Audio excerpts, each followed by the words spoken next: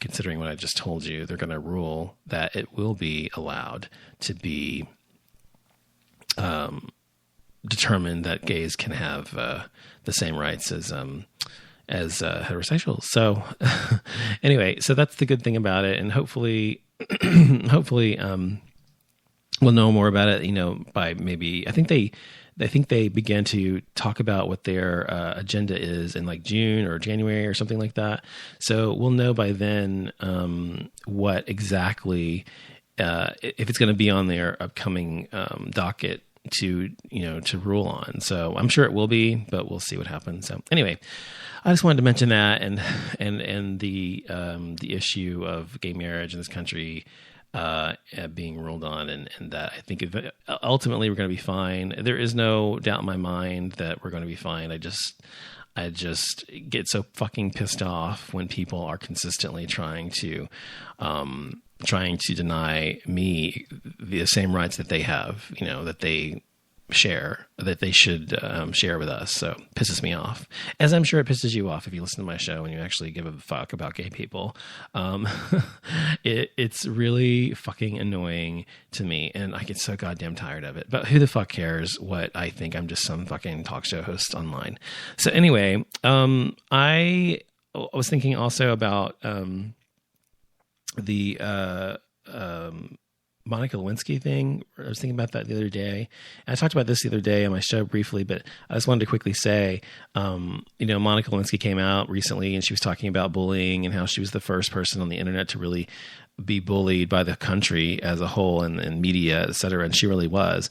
And I was thinking bullying online is something that happens a lot, especially to gay people. But I find it to be, incredibly, I don't know, there are people who are trolls online basically, and that will troll you and try to fuck you over, try to fuck with you or whatever.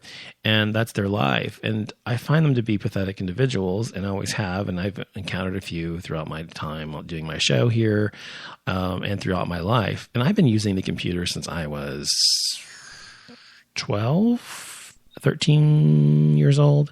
When I say the computer, no, I was using the computer since I was 5, but I was using the internet type of a thing, like BBSs, that sort of stuff, right before the internet became the internet.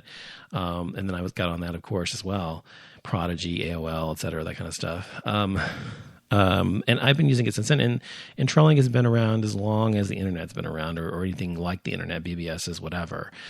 So it's nothing new, but the people who do it, I find them to be abhorrent. And I don't know what it is about me, other than the fact that I just have it is who I am. I am someone who cares about other people a great deal. Even strangers I've never met, I take an interest in people's lives. Even if I've never met you, I care to some degree about what happens to you. Even if I've talked to you once or twice, I give a shit. That's just me. I'm an empathic and empathetic individual.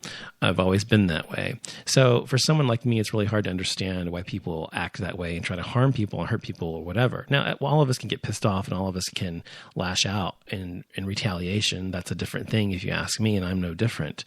But when it comes to actually being the aggressor and to actually actively trying to harm someone else, is trying to harm someone else, emotionally or financially or otherwise, I just find these people to be literally the scum of the earth. And so the good thing is there are laws against them, and each state is different. Texas has some pretty stringent laws about stalking online or bullying online, that sort of thing.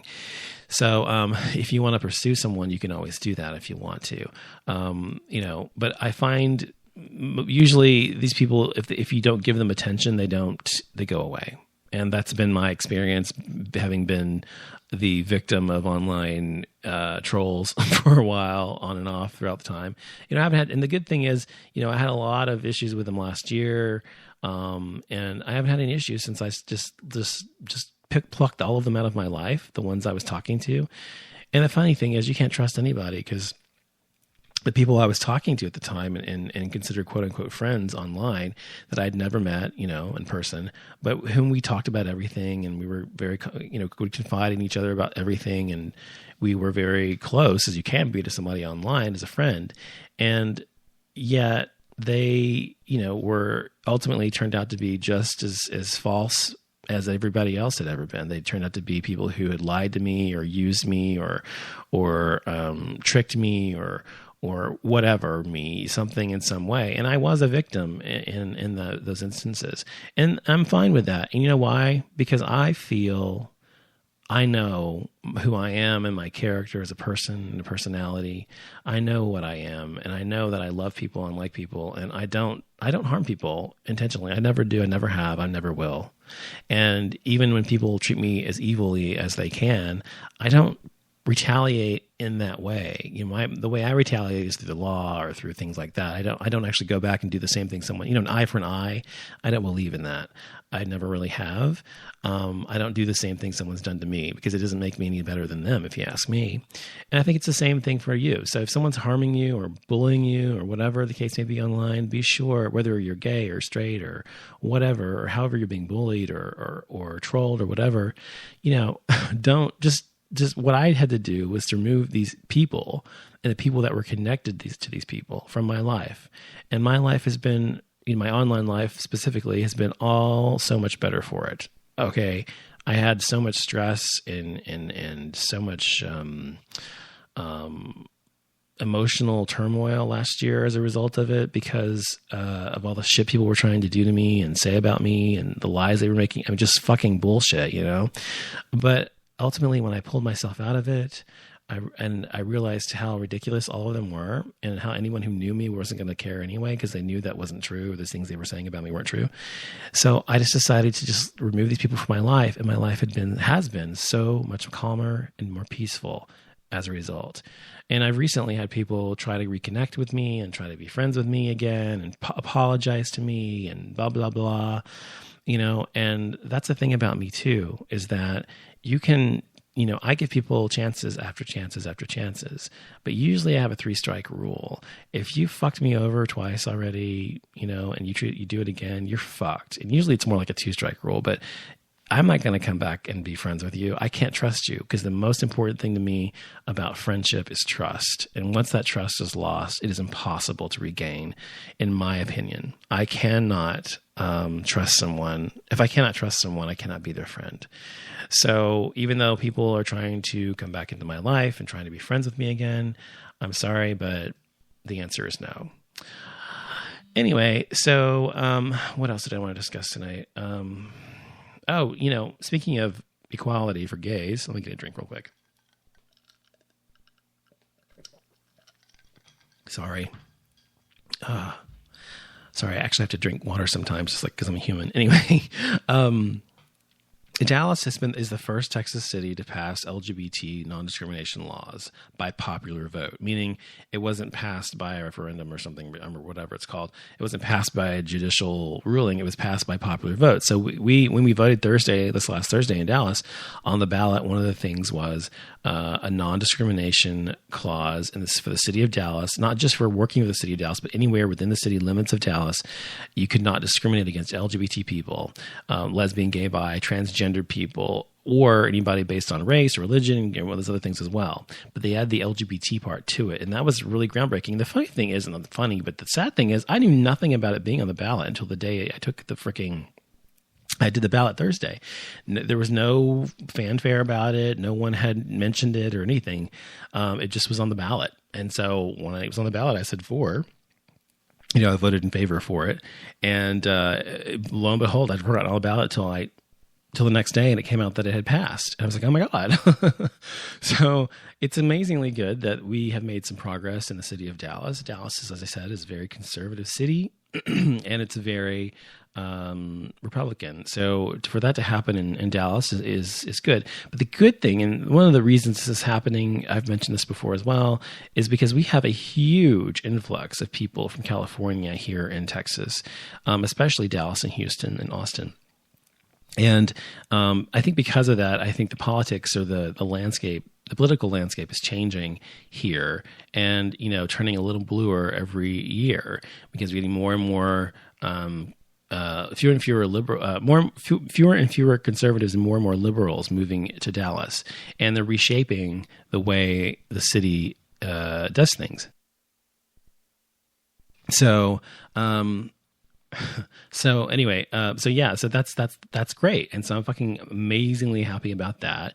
It means that if anybody, of course, I'm self-employed and have been forever, but I mean, if I were working for someone else or my husband who works for a company, he cannot be discriminated against because he's gay now, and now we can file a lawsuit against somebody who discriminates if we can prove that they did it because they were gay, if they were fired because they were gay or whatever, or not hired. So that's definitely an improvement. I'm fucking awesome and amazing. So it makes me feel a little bit better about living in Dallas. I talk a lot about leaving and wanting to leave, and actually Thursday night or Friday morning or whatever, I was looking at places in California and places in Connecticut and New York City, and trying to think about the logistics of maybe moving and selling my house and da. But of course, I'm just depressed and I'm not going to go anywhere, I'm sure. But it's much easier for me to stay here than leave for a million reasons. Another thing that happened is Rose McGowan, she was on Charmed, and she was in, I don't know, several things. And I've always liked her, but she recently said that gay men are as misogynistic as straight men, if not more so. And she had a huge backlash as a result of having said that, of course, as she should. And because she said that, gay men aren't exactly, her fans anymore, aren't liking her so much. So, and who can blame them, or blame us? I find that to be a horrible statement and fucking untrue. I myself on my show here, on this show you're listening to right now, on the Off Limits show, I have said a bazillion times that I am a feminist, and I talked about this. I talked about this last time on the last show. I can't remember, but if I did, forgive me for repeating myself. But I'm going to say it again.